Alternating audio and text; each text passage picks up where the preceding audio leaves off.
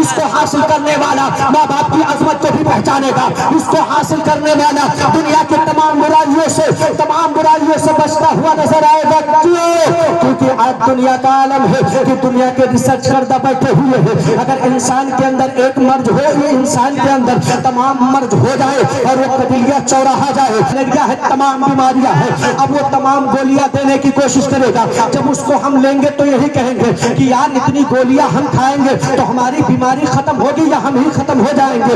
लेकिन हमारे प्रधान जी और दिगर लोग बैठे हुए हैं जो जिम्मेदार हजरात है, अगर इनके हाथ को पकड़ोगे और कहोगे मुझे ले चलो अच्छे डॉक्टर के पास, तो ये बहराइच की सरजमीन पे ले जाएंगे, किसी एमडी डॉक्टर के पास दिखाएंगे। वो तमाम मर्ज को देखने के बाद एक टेबलेट दे देगा और कहेगा इससे खाओ ठीक हो जाओगे। जहन सवाल करेगा कबिलिया चौराहा पे डॉक्टर ने तमाम बीमारियां निकाली थी और तमाम बीमारियों के अलग अलग गोलियां दिया था, अलग अलग उपाय बताया था, लेकिन ये डॉक्टर एक ही गोली में कह रहा है कि तुम्हें शिफा मिल जाएगा।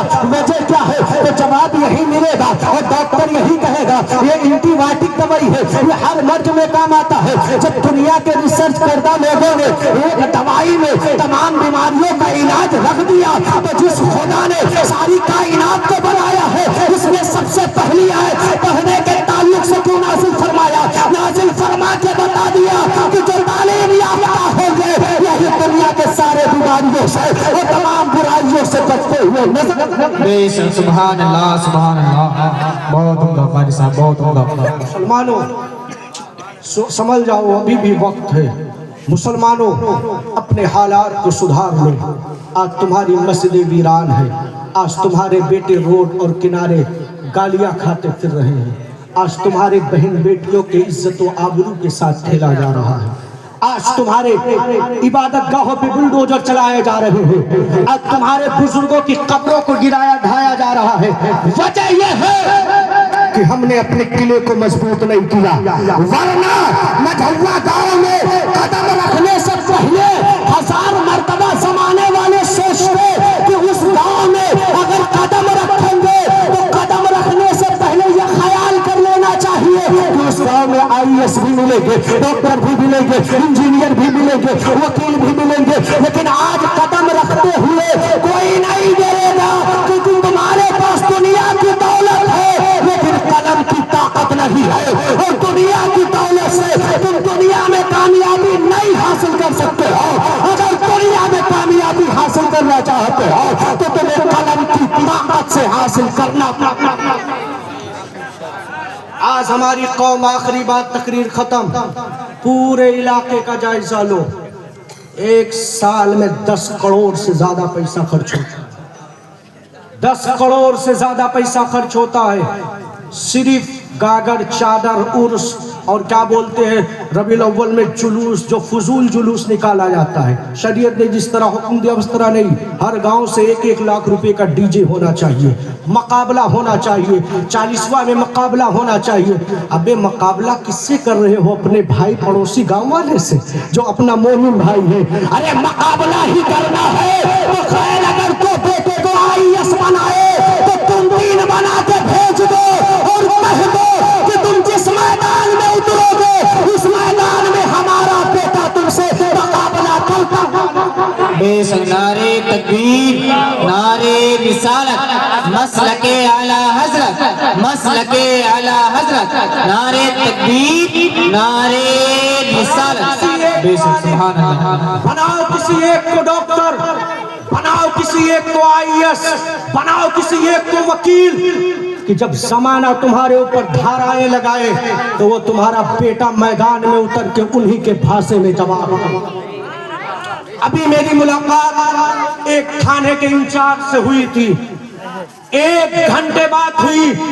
वो दिल के दर्द को बता रहा था और कह रहा था मैं सुन्नी सहीहुल अकीदा मुसलमान हूँ, मुसलमान, लेकिन मैंने जिन जिन थानाओं में मेरी ड्यूटी लगी मैंने देखा कि मुसलमानों के जवान बेटों को गलत गलत केस में फंसाया गया। उनके बेटों को मैंने देखा कि घर से उठा लिए, उनको बोलने का तमीज नहीं था, उन्हें बोलने का तरीका नहीं था। वजह ये थी कि उन्होंने अपने बच्चों को नहीं पढ़ाया, उन्होंने अपने बच्चों को नहीं सिखाया। उसने कहा हजरत मैं आपसे रिक्वेस्ट कर रहा हूँ, अर्ज कर रहा हूँ कि जब भी तकरीर बोलने जाया करना तो अपनी कौम को बेदार करना कि अगर वो अपनी नस्लों को बचाना चाहते हैं, अपनी कौम को सुधारना चाहते हैं, तो अपनी औलादों को मैदान में उतार दे। कि उनका बेटा जब घर आए तो कोई स्टार लेकर आए, जब उनको मिटाने की कोशिश जमाना करे तो उन्हीं के भाषा में उन्हें जवाब देता हुआ नारे तकबीर, नारे तकबीर, नारे रिसालत, नारे रिसालत, मसलके आला हज़रत, मसलके आला हज़रत, करिए करिए करिए करिए, नारे तकबीर, आप हजरात समाअत कर लीजिए, नारे रिसालत। गौर कीजिए कि ये क्या आलम हो चुका है, हमारा क्या रूल हो चुका है। लेकिन उसने एक जुमला और कहा था इसी पे तकरीर खत्म। कहा हजरात एक मर्तबा एक दरवाजे पे जाना हुआ, मेरे साथ एक दूसरा सिपाही था, लेकिन एक बेटा MBBS इंटर पढ़ा हुआ लड़का था और वो घर के अंदर था। शाम के वक्त हम लोग गए थे, हमने कहा अपने बाप को बुलाओ। उसने कहा सर जी ये रात में घर में आना ये किस लॉ ने और किस संविधान ने इजाजत दिया है। कहा जब उसने ये कहा तो अंदर ही अंदर मुझे बड़ी खुशी हुई कि भला हमारी कौम के बेटे को ये तो पता चल गया कि बगैर नोटिस के घर के अंदर पुलिस नहीं दाखिल हो सकते हैं। कहा मैं खुश बहुत हुआ, लेकिन बेटे से कहा कि बस हमें वहाँ मुझे थाने से भेजा गया है इसलिए आया हूँ। फिर उसने प्रधान से राब्ता करवाया, प्रधान जी के यहाँ बैठकर हमने बातें किया। लेकिन वो लड़का जो 12वां पास करके आया था, भला उसको पता तो था कि हमें कैसे किससे हिस्सा लेना चाहिए और हिस्से की बात करना चाहिए। बस पांचों पीर बाबा को उसमें आने वाले यही बात सुन लो, तकरीर खत्म कर दो कि अब बंद करो दुनिया के नौटंकी, बंद करो ये दुनिया का तमाशा और अपनी औलादों को उतारो मैदान में। तुम्हारा बेटा पढ़कर आए, जब तुम्हारी मस्जिदों पे कोई उंगली उठाने के लिए आए तो तुम्हारा बेटा कहे चच्चा घबराना मत। अगर ये मस्जिद की मिंबरों पे और मीनारों पे उंगली उठाएंगे तो इनको इनके भाषा में हम जवाब देंगे। इनको हम कलम की ताकत से, हिंदुस्तान के संविधान से अपने हक के बारे में बताएंगे।